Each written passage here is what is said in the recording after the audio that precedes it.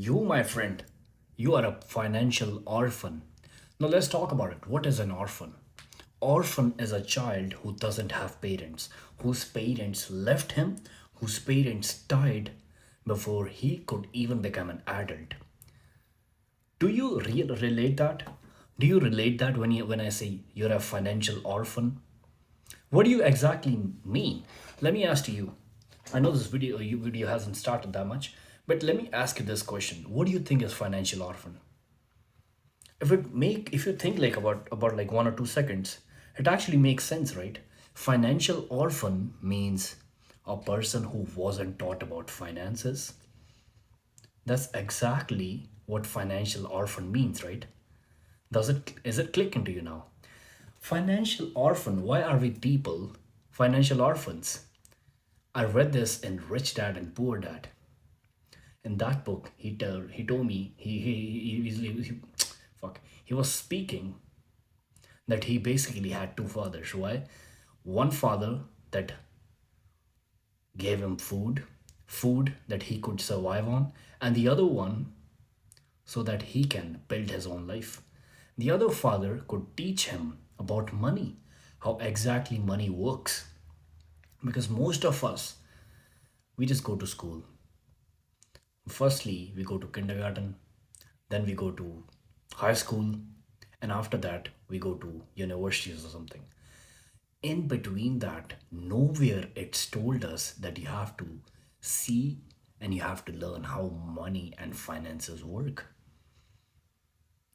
And we keep saying to ourselves, and our parents keep saying to ourselves, our teachers, our professors, our friends, everybody keeps saying to us that money is the most important thing, one of the most important things in the whole world. They keep saying that to us. But do you think we understand how money works? No, right? Let's suppose if you had to start a game.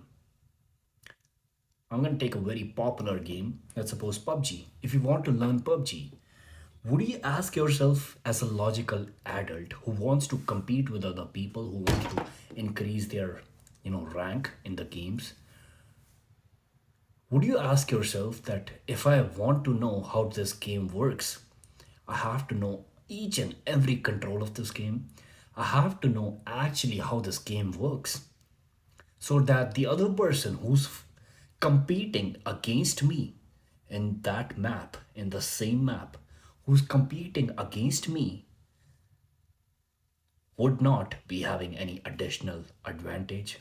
Would you not ask yourself? You would ask yourself, right? That's a very logical statement that you would ask.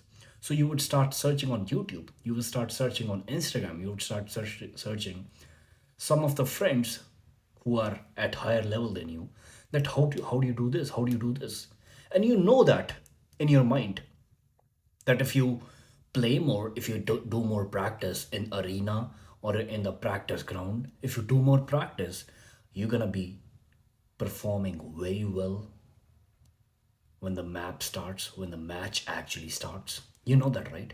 You know that in your mind that you would rather be a gardener in a war.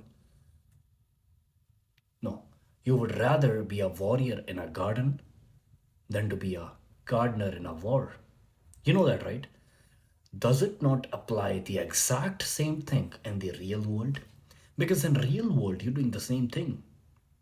You are competing with all the people in the same map.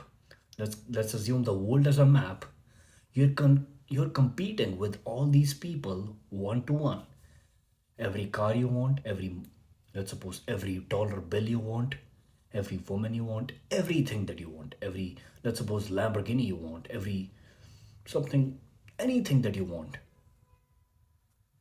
You're competing one on one with everybody. You have some ambitions. I'm talking to you. You have some ambitions. You have some materialistic wants that you want. You want a Lamborghini. You may as well want a Rolls Royce. Guess what? I want the same. I'm on the same map. I'm talking about myself and I'm talking to you. I want the same exact thing. What are you gonna do about it now? As a logical adult who has some good knowledge about how the world works, you would think to yourself, If he wants the exact same thing and I want the exact same thing, and it's not reachable by both of us yet, what do I have to do in order to compete with him or outcompete him? Get additional advantages. And the game that you're playing, you would actually think to yourself that I should know how the game actually works, how the rules exactly work. No, you would think that to yourself, right? Isn't that the same exact thing that is going in the world right now? The world is run by money, and nobody actually knows how money works. If I had to tell you in 10 or 15 seconds how money works, I'm going to tell you something. Number one, everyone wants money because money brings power. Number two, you can't get money by robbing or stealing it from somebody, because other people who are in charge of money, they would catch you and they will punish you. So you can't have unlimited money just by doing, you know, bad habits or bad things. So there's only third option left.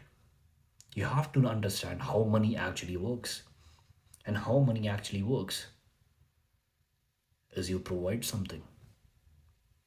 You provide something and you take the money from somewhere else. What do I mean when I say someone else? You can never actually make money. You always have to take money. You can never actually make money. You always have to take money. You're not the money printer. You can't print money. If you had the money printer, then I would say to you that this person, let's suppose your name is Jacob, that Jacob prints money. Jacob makes money because he woke up in the morning and he was like, yeah, I'm gonna buy a Lambo, so I'm gonna have to make, let's suppose, 300 or 400 grand. I'll print these and I exactly made money. You could never do that. So the only option left is take money. And how do you take money? You provide something in return. This, in the modern world, it's still a barter system. Remember in history, in high schools, our teacher used to tell us what is barter system. You give something, you give rice, you get salt back. You give this, you give that back. You give this, the other person gives you that. So it's a win-win for both of you.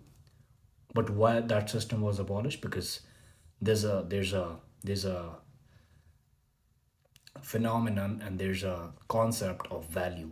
You give him 1 kilo of rice and he only gives you like 100 grams of salt. You gave him more, so the other person gave you less. The value is not equal. So that's why we created money, to equalize the value. And how do you equate the value in today? You give something in return and the other person gives you back. You can never make money, you can only take money. And you have to take money from other people, not by robbing or not by, stealing it, because of course, you know the consequences. What are the consequences of that? But you can only take money. But the main point, the game that you're playing, you don't even know how the world works.